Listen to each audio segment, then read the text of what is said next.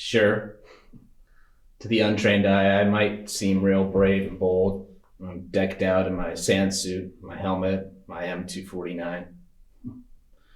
You scrutinize me, you won't be so impressed. Enlisted, man. You want to know how I enlisted for this story you're writing?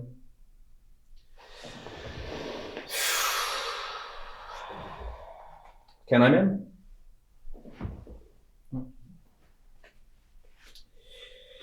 All right. Here's a sad tale. One not fit for print, we're going to be honest.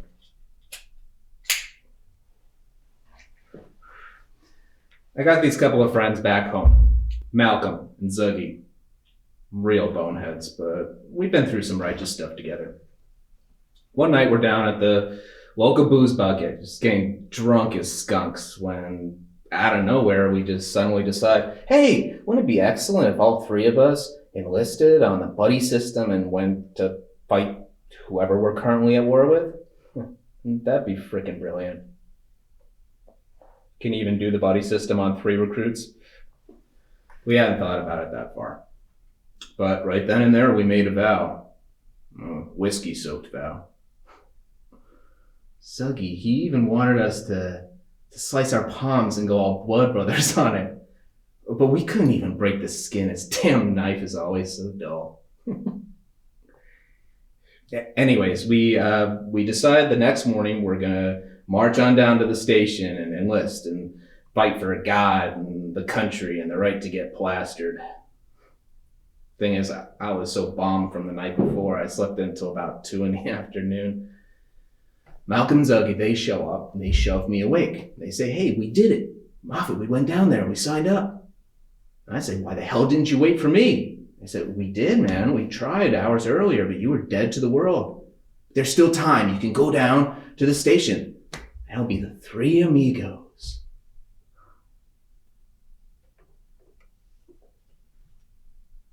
Anyways, so they leave, and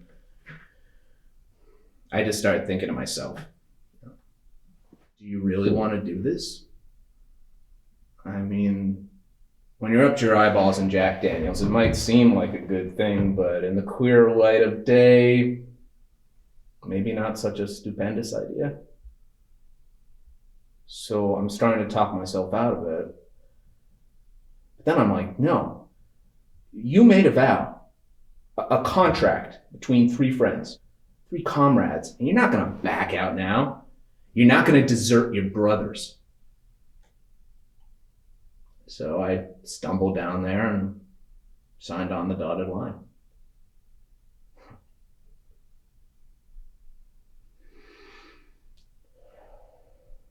When I told Malcolm and Zuggy, they laughed their asses off.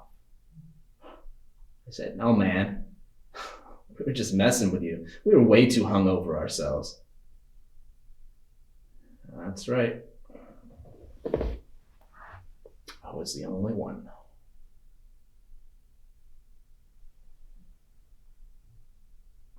I thought about trying to see if I could get out of it. I don't know if I even could have. But then I thought, screw those guys. Can I even say that? Yeah? Good. Because screw those guys! I just decided, what the hell? I'll show those bastards, those brain-dead bastards, and everyone who ever wrote me off. I'll just go down to the station, get my uniform, get my rifle, ship off, and become one root-tootin' cowboy commando. Woo!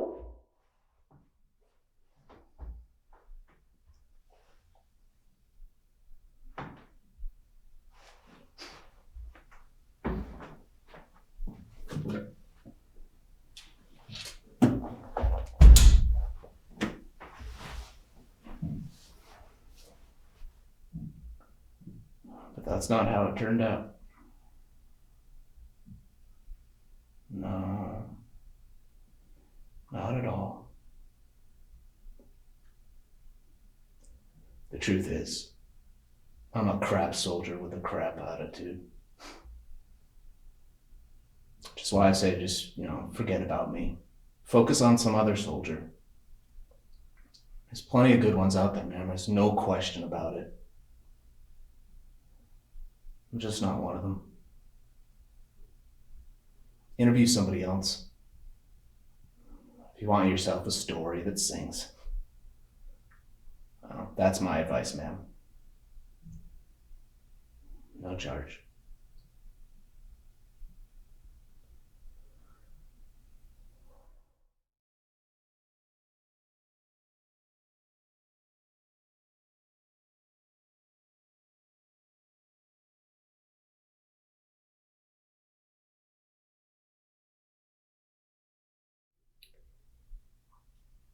Well, I had a cousin that was injured at Pearl Harbor.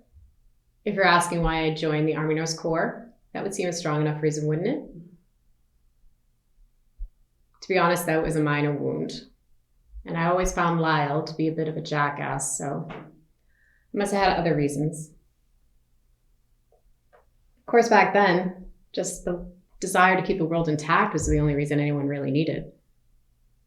I had nursing experience back home, so the Corps seemed a natural fit, met all the requirements, my high school diploma, nurse's training certificate, and I was 22, just above the minimum age. Oh, and I had to produce a letter testifying to my moral fortitude. Well, that was pretty easy because I'd never been much of a social butterfly, more of a caterpillar.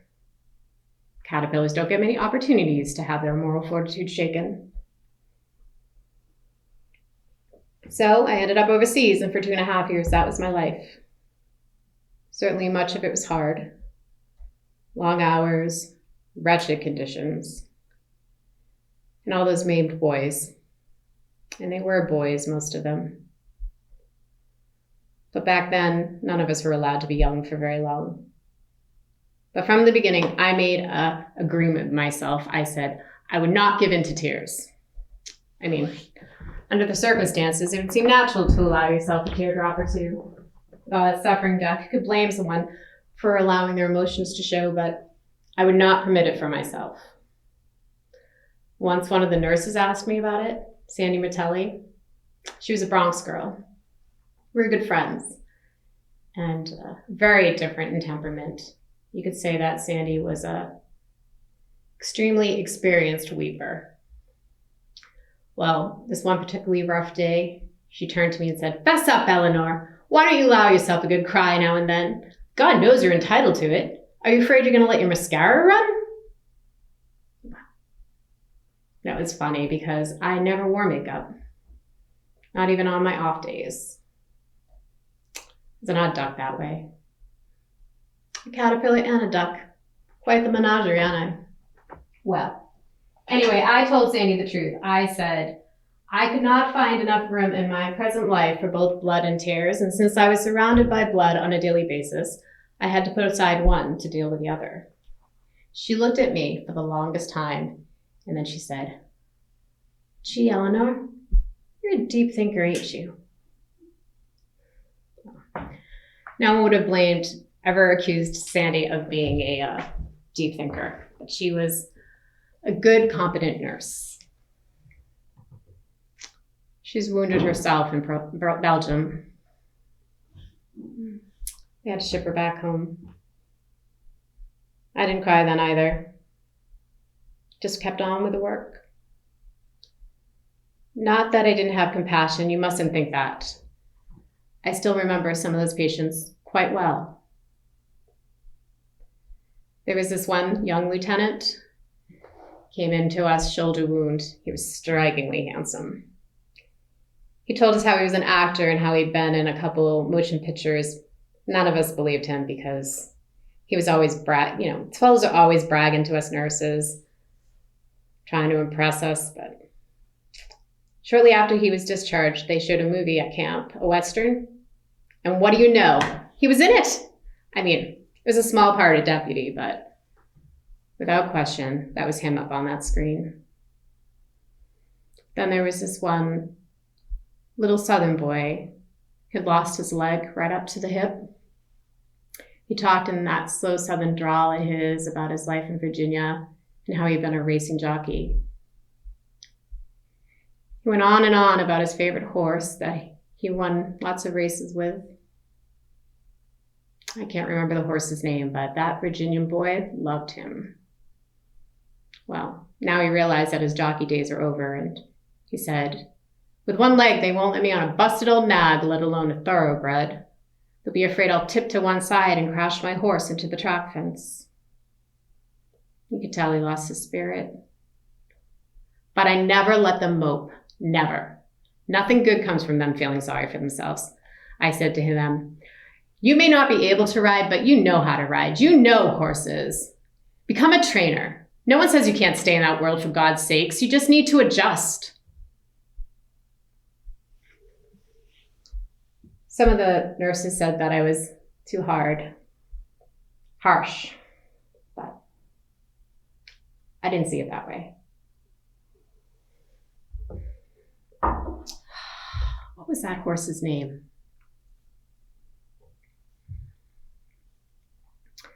There's this one particular soldier that I think about quite often. Jimmy Tuttle from Cincinnati. He came to us with a number of severe wounds, chest, arm, internal injuries. He was a strong young man. He was trying to hold on, but just wasn't in the cards.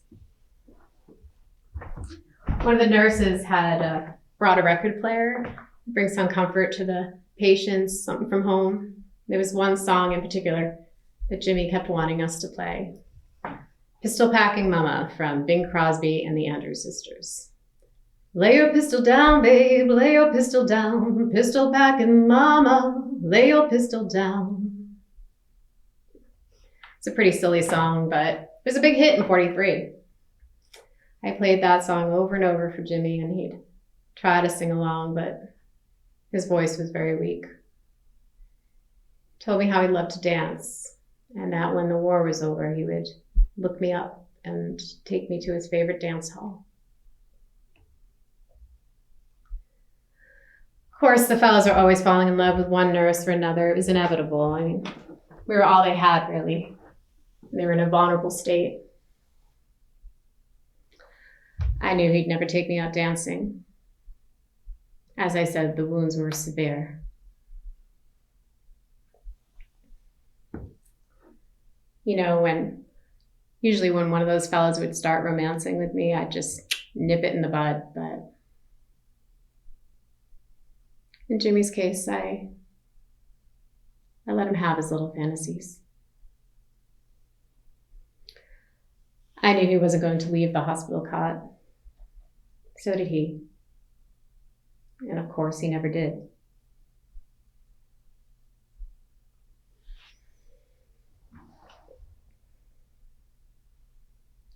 About a year or so after the war ended, I was at a diner with my aunts eating lunch. And that song came on, "Pistol Packing Mama." And it was like a dam broke. I just started to cry. Not just cry, sob. Violently sob. Well, the aunts were very uncomfortable. After all, I was not one to give in to her emotions. But I was just drowning in my tears. Suddenly I could see Jimmy Tuttle's face and the little jockeys and faces of all those boys. The endless stream of the wounded and the dead that had passed before me in those 2.5 years.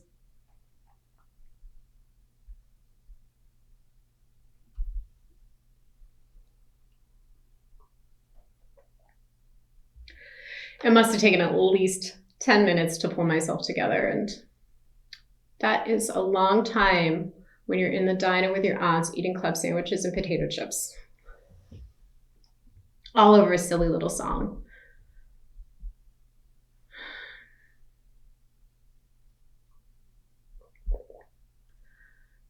Go for the gold. That was it.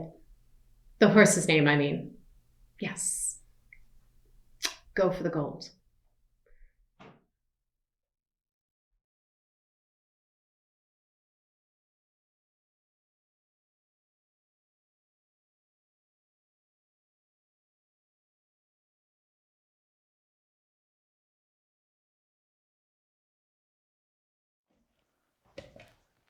Deserve? You think you deserve that role, Sandy?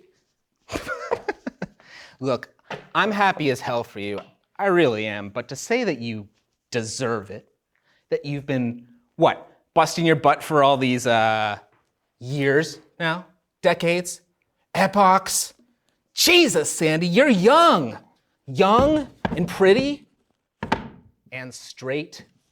Come on, you just nailed a role in a film that millions of people are gonna see. Who knows what that could be a springboard to? You could be in the next Jack Nicholson movie, or share the screen with Katharine Hepburn, or Molly Ringwald. So, please, forgive me if I don't wring my hands and coo, oh, poor, poor baby, they shouldn't have made you wait this long for your fame. Hey, you're getting a chance that most of us will never have. Most actors don't you even realize that. Oh, you think you deserve it?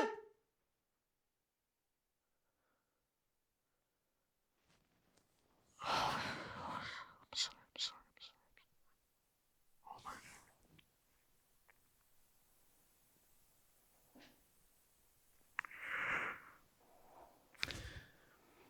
Do you want to know where I was this morning? I was at a funeral for a young and beautiful man. He's just 23 years old. Anthony. His name was Anthony.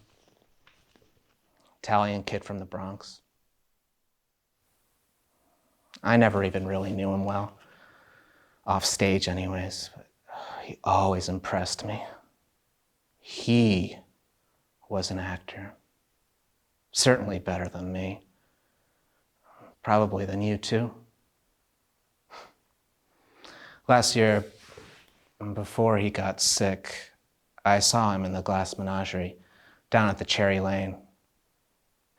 People couldn't take their eyes off him. Not just because of his good looks, but his electricity. Even when he was just standing on stage without a line, he just crackled. It's the word for it. He wasn't just playing a part. He was seeing the world through another man's eyes. And that's what we strive for as actors, isn't it? To immerse ourselves inseparably with another life, one that's not our own. Just remember seeing him up there and thinking, this kid's gonna fly. He's really gonna fly. He never got the chance. All his T cells just withered and died. His immune system collapsed and he became a living skeleton. And then an actual skeleton.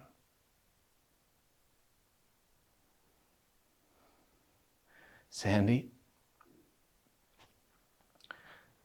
this is the third AIDS-related funeral I've been to this month. The third.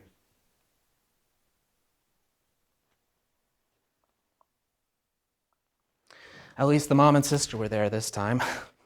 Not that they'd speak to anyone or accept condolences. Dad never even showed. Never goddamn showed. Someone said he was a master machinist who was always so disappointed his son never picked up the family trade. Now, I guess that disappointment probably paled in comparison to what he felt when he found that his son preferred dicks to drill bits.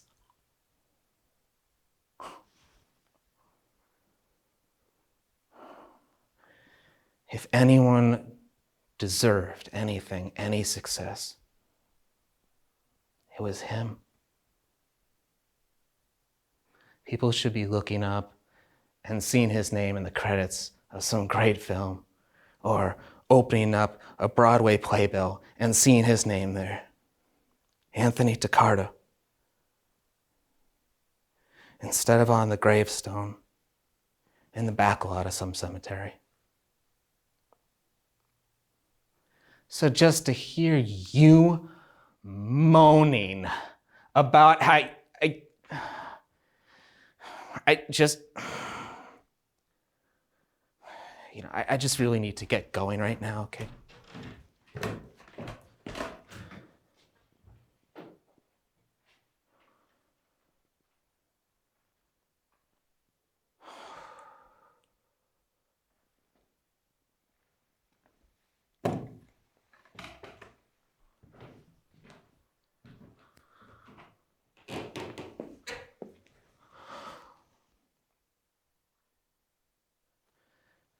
Hey.